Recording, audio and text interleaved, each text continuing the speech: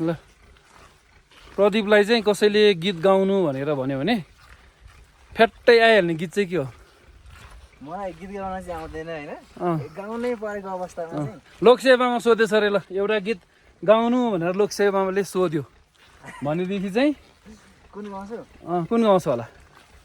भुनु भुनु भुनु भमरा फुलको थुङ्गामा हावाई जहाज चढेर रुम्जाटारमा झरेर जाउँ कान्छी घुम्नलाई भयो।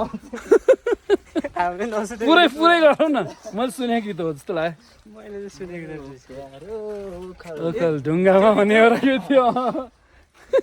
बोल्दाखेरि मायाले मन्द आउँथ्यो होला स्वर्गीय आनन्द। ल खै यो